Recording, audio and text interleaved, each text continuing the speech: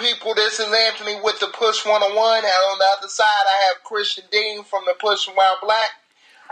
We're doing a quick NBA show, just previewing tonight's Thunder Warriors game.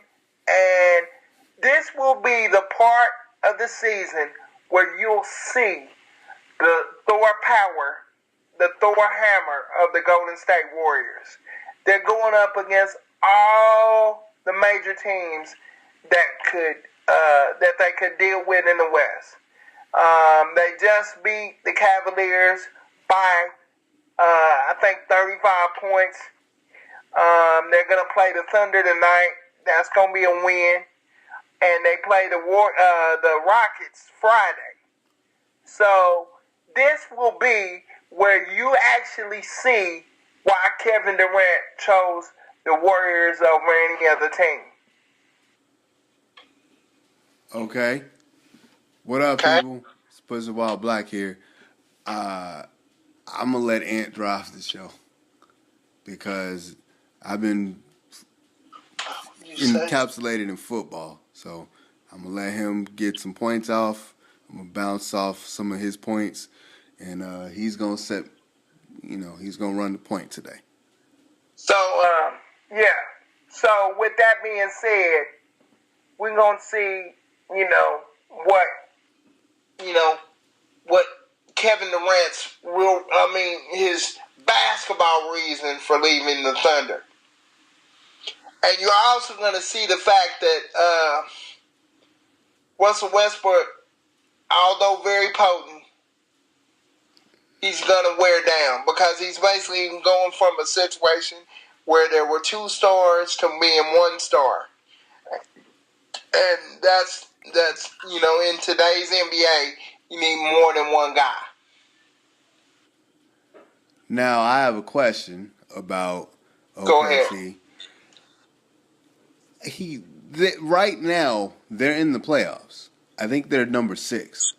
So they're going to go to the playoffs. I didn't think they lost. They lost a whole bunch of games since we last podcast, bro. Yeah, but they're right now they're still in the playoffs. Like they're 6. They're in there. I don't know if they're gonna make it, but they're in there. So I didn't think they would be as competitive as they are. The problem that I'm seeing though is that even though he's getting the historic triple-double, season, there's nobody like it's him, and because he has to facilitate for everybody and still be the dude, there's nobody emerging as a second scorer, and he has talent to do that. Like, right, and Oladipo has had a wrist injury for most of the season. Okay. And he was supposed to be the second guy. Yeah, that's why I was like, when they got Oladipo in the trade on draft night, I was like, okay, they'll be fine. They'll be okay. Because Oladipo has the ability to score a lot. And it just seems like, I don't know if it's the wrist injury. I don't know if Russ trusts him all the way. But there has to be a guy. He doesn't need to be, Kevin Durant. There has to be a guy to help him at some point in order for you to do anything. Right. So, and they're saying that it's talks that your boy might be moving out of New York, but he has a no trade clause, so he's gonna have to waive that. Melo? Yeah. Okay. But honestly, I think your boy Phil Jackson is gonna leave before Melo leaves. Now, here's a thought. There could be, which I don't want this to happen, because I like what the Lakers are doing. There's always talk of him going back to the Lakers, not as a coach, but as a GM. I don't like that because I like what the Lakers are doing, and Phil is kind of married to that. To be honest, He's better now. He's better now because be honest, they say that that's going to happen, and a lot of people don't get this about the Lakers' top end of their organization.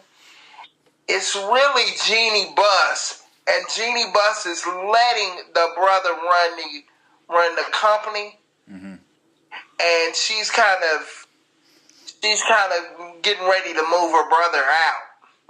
And Jeannie Buss and Phil Jackson, they just broke off their relationship, because we all know, all the players know, long distance relationships never last.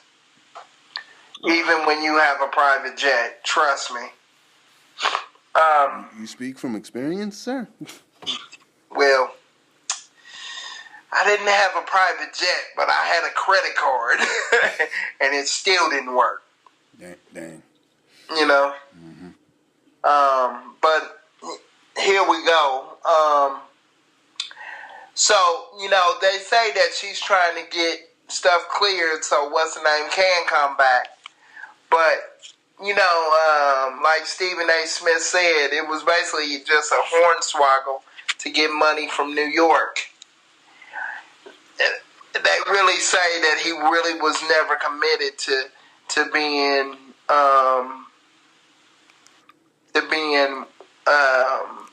GM for the New York Knicks. But that's a sidebar in the podcast that I really didn't want to cover, but that's what I'm hearing.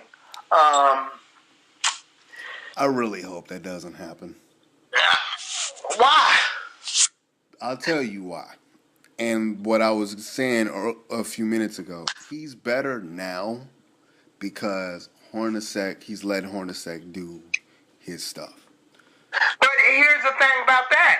The players hate Hornacek. But see, here's the deal, and this is the problem. You have a combo Hornacek. We ain't talking about the coach. We talking about the offense. You have a combo of what Hornacek is trying to run, which I don't think you can run with those guys in the triangle offense. And there's kind of like a merger, and people have been saying it for a while. And they try to run the triangle and it doesn't work, and then they try to run like a combo of what Hornacek is trying to run, and it kind of works. But they don't really. But it doesn't really stay. What I don't want Phil to do is if he goes to Los Angeles, I honestly think the Lakers are building something, and I just have a feeling with Phil's propensity to force the triangle on you, I think that's gonna mess up that young team. Well, you know what? I think this is gonna sound funny. I think the Walton kid, the way he came into coaching, the head coaching, is going to supersede Phil's, super huge ego. You think so? Yeah. Okay. So, that's what I feel about that. But I really wanted to preview the game tonight because we're going to see so much from these next set of games. And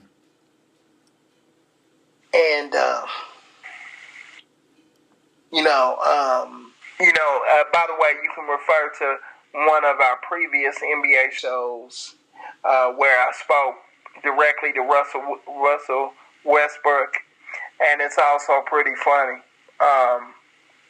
But I just wanted to get one on the books, and I've been working on many things, and we've been working on several new strategies to bring you more podcasts over the time, and we haven't been able to record one of these here recently because we've been all about football in the little clickation. But, when I saw this game, I just felt like, it was just calling my name. Right. Anthony, you got to do one tonight. So that's what I really wanted to do. And what else?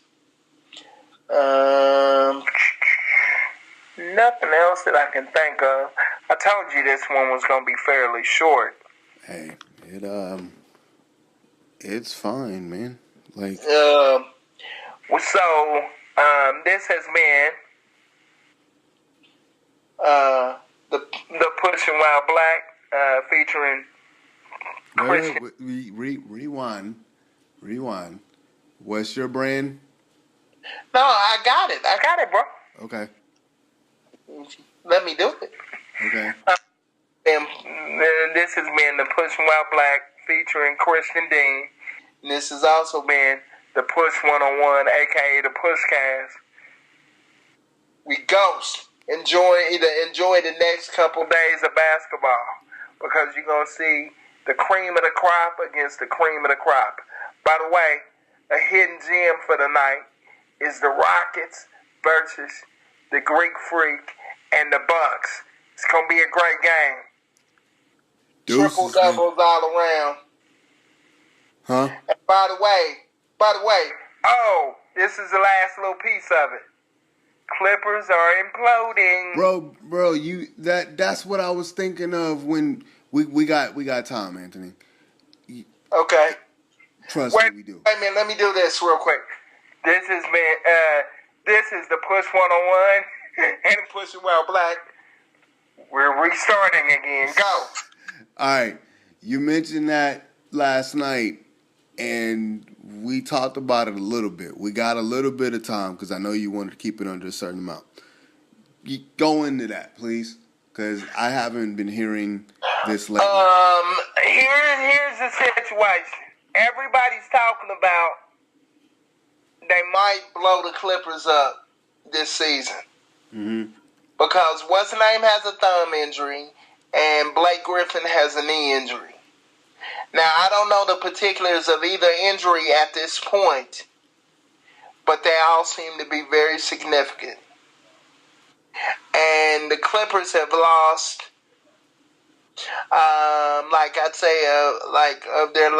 they've lost 6 of their last 11 games. Mm-hmm. And you're starting to ask yourself, what piece should you keep? Blake Griffin or Chris Paul?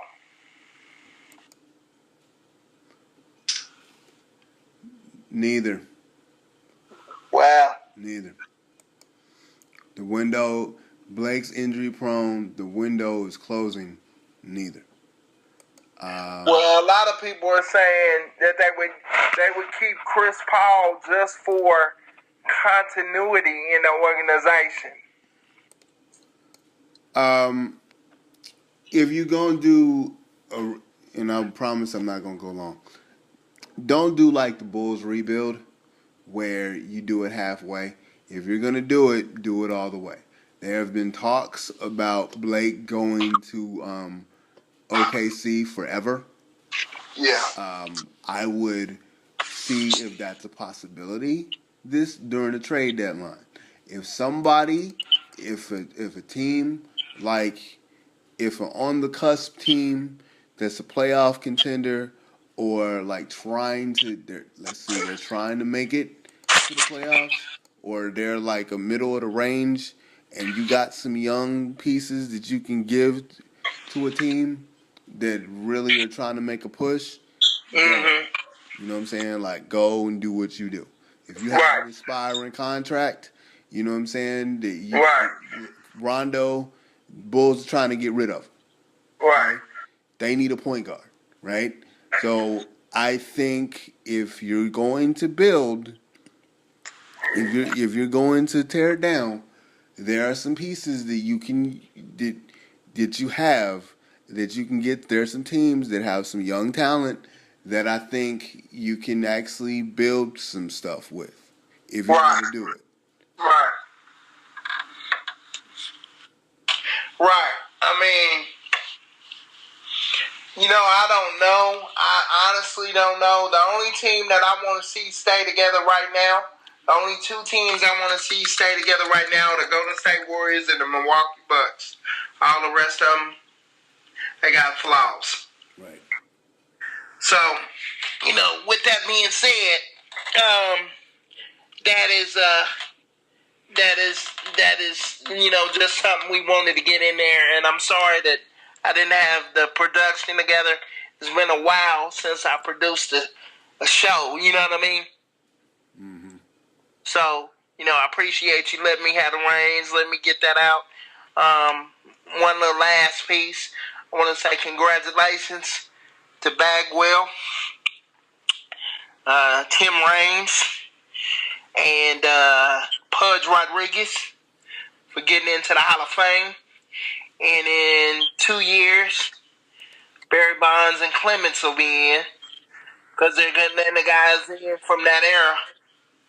So congratulations to the Hall of Fame for stepping up and actually letting their great players in and letting it be based on what they did on the field. And I just want to say this before we get out of here. Free Pete Rose! And on that note, this has been the Push 101. That guy over there is the Pushing While Black, Christian Dean. I'm Anthony Joslin. Ghost. Deuces, people.